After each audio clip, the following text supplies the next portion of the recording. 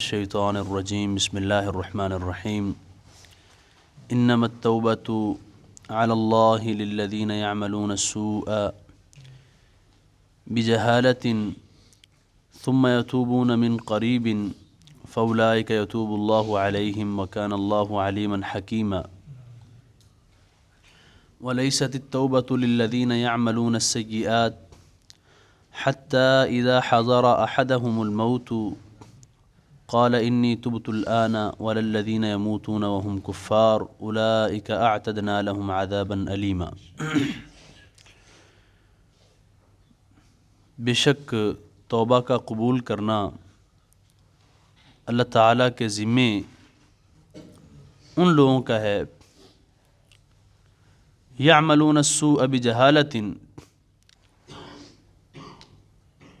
کہ جو گناہ کا کام کرتے ہیں جہالت کی وجہ سے، ثم یتوبون من قریب، اور پھر وہ جلدی ہی توبہ کر لیتے ہیں،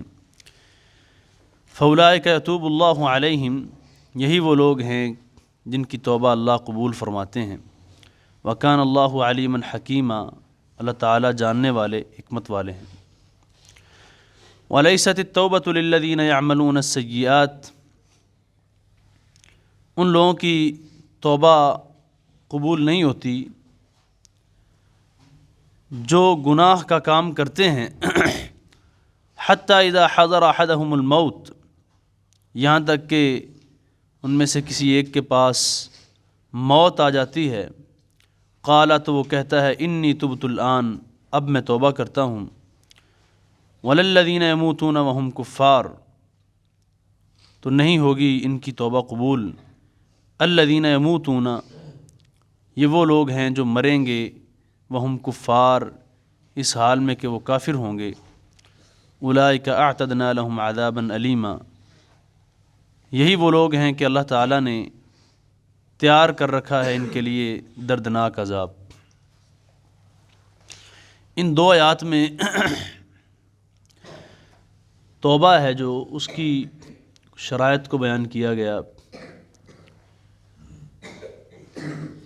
توبہ یا گناہوں کا سرزد ہو جانا کوئی بڑی بات نہیں ہے، گناہ تو ہو جاتا ہے لیکن اس گناہ کا اعتراف کرنا اور پھر جلدی معافی مانگ لینا، یہ بڑا کام ہے۔ اللہ خالق و مالک نے فرمایا انما التوبۃ علی اللہ للذین یعملون السوء بجہالۃ، کہ توبہ ان لوگوں کی قبول ہوگی کہ جو گناہ کرتے ہیں جہالت کی وجہ سے، اور جو جہالت کی وجہ سے گناہ نہیں کرتے، جان بوجھ کے کرتے ہیں، تو کیا ان کی توبہ قبول نہیں ہوگی؟ یہاں پہ تو اللہ خالق و مالک نے یہ فرما دیا نا کہ اللہ تعالیٰ ان لوگوں کی توبہ قبول فرماتے ہیں جو گناہ جہالت کی وجہ سے کرتے ہیں، اور آگے فرمایا جہالت کی وجہ سے ان سے گناہ سرزد ہو گیا، پھر جلدی ہی توبہ کر لیتے ہیں، اللہ ان کی توبہ قبول فرماتے ہیں۔ اس کے برعکس دیکھیں اگر، کہ جو لوگ گناہ کرتے ہیں لیکن جہالت کی وجہ سے نہیں کرتے، تو کیا اللہ ان کی توبہ قبول نہیں فرمائے گا؟ تو یہاں پہ جہالت کا مطلب اور معنی مفہوم سمجھنے کی ضرورت ہے۔ جہالت کا مطلب یہاں پہ یہ ہے، اب ایک صحابی سے گناہ ہوا تو آ کے کہتے ہیں طہرنی یا رسول اللہ، یا رسول اللہ صلی اللہ علیہ وسلم مجھے پاک کر دیجئے۔ انہیں پتا تھا نا کہ یہ گناہ ہے، طہرنی یا رسول اللہ، طہرنی یا رسول اللہ، آپ علیہ السلام فرما رہے ہیں کہ جاؤ اللہ سے معافی مانگو، تو وہ فرما رہے ہیں کہ مجھے پاک کر دیجئے، یعنی کہ وہ سزا جو ہے نا زنا کی وہ دیجئے مجھے۔ تو یہاں پہ جہالت کا مطلب اور معنی سمجھنے کی ضرورت ہے۔ یہاں پہ جہالت کا مطلب ہے بے خبری۔ جب انسان اپنے جذبات سے مغلوب ہوتا ہے نا،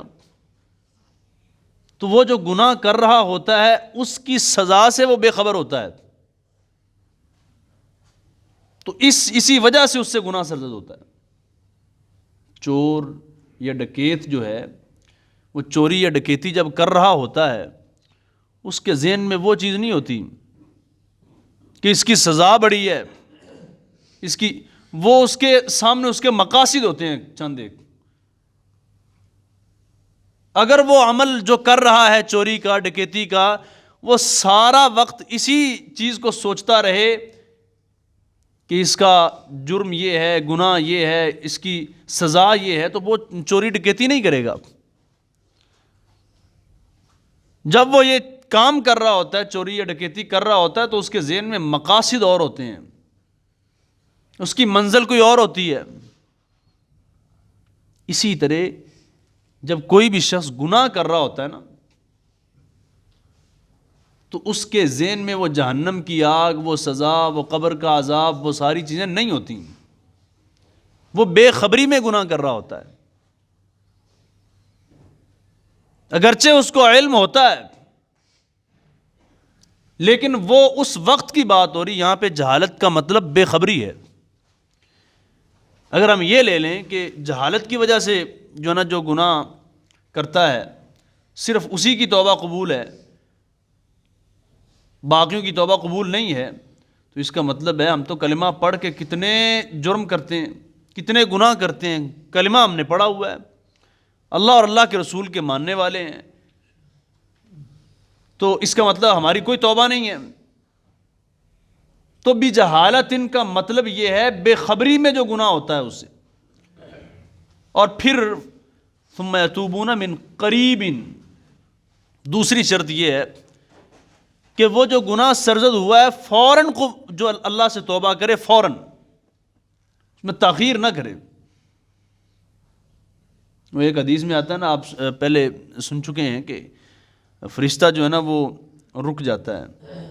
گناہ لکھنے سے رک جاتا ہے۔ بعض علماء نے لکھا ہے 1 گھنٹہ رکتا ہے، 2 گھنٹے رک جاتا ہے، 3 گھنٹے رک جاتا ہے۔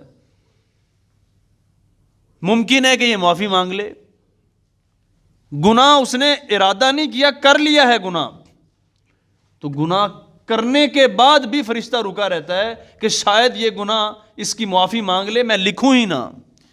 وہ گناہ سرے سے لکھا ہی نہ جائے۔ ثم یتوبون من قریب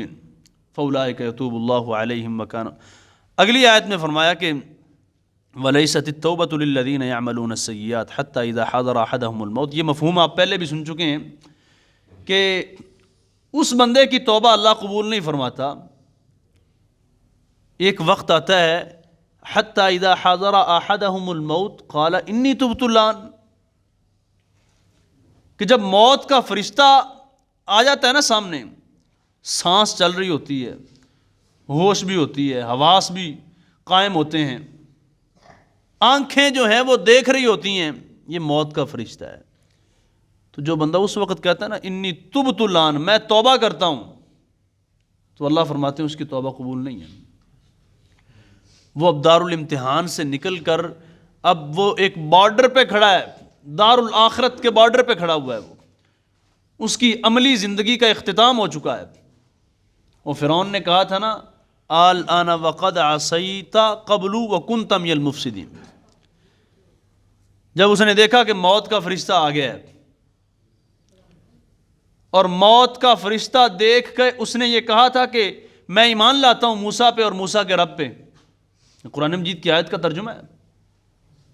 تو اللہ خالق و مالک نے کیا فرمایا الآن، کیا تمہیں اب یاد آیا؟ فرعون اس وقت ہوش اور حواس میں تھا، ہوش اور حواس میں تھا، تو اس نے کہا نا کہ میں موسیٰ اور موسیٰ کے رب پہ ایمان لاتا ہوں۔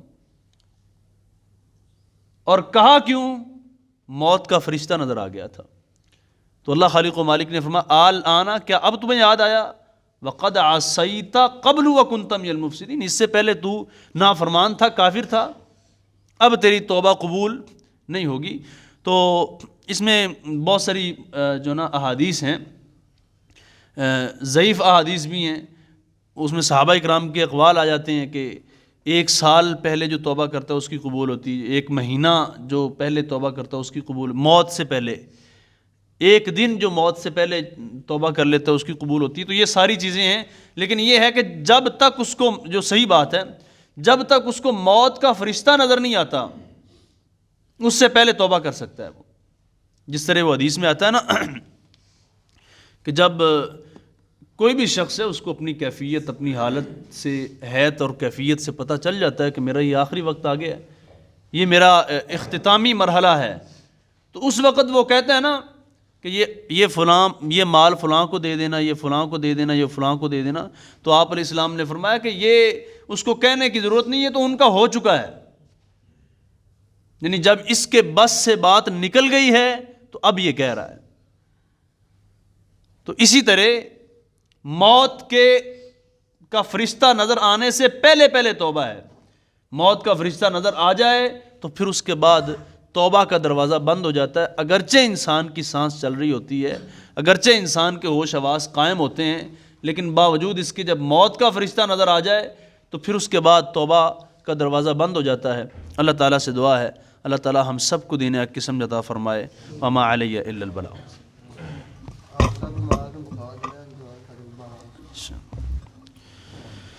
بسم اللہ الرحمن الرحیم، الحمد للہ رب العالمین، الرحمن الرحیم، مالک یوم الدین، ایاک نعبد و ایاک نستعین، اہدنا الصراط المستقیم، صراط الذین انعمت علیہم غیر المغضوب علیہم ولا الضالین، آمین۔ اللہم صل علی محمد وعلی آل محمد كما صليت على إبراهيم وعلى آل إبراهيم إنك حميد مجيد، اللهم بارك على محمد وعلى آل محمد كما باركت على إبراهيم وعلى آل إبراهيم إنك حميد مجيد، ربنا آتنا في الدنيا حسنة وفي الآخرة حسنة وقنا عذاب النار، ربنا ظلمنا أنفسنا وإن لم تغفر لنا وترحمنا لنكونن من الخاسرين، يا قاضي الحاجات اقضي حاجاتنا وحاجات المسلمين، ويا شافع الأمراض اشف مرضانا ومرضى المسلمين، اللهم اشف سقيمنا اذهب الباس رب الناس واشف أنت الشافي لا شفاء إلا شفاؤك شفاء لا يغادر سقما، اللهم اشف كل مريض، اللهم اشف عبدك محمد سليم، اللهم اشف عبدك محمد سليم شفاء كاملا عاجلا غير آجل لا يغادر سقما، اللهم وفقنا لما تحب وترضى، اللهم إنا نسألك علما نافعا وعملا متقبلا ورزقا حلالا طيبا واسعا، سبحان ربك رب العزة عما يصفون وسلام على المرسلين والحمد لله رب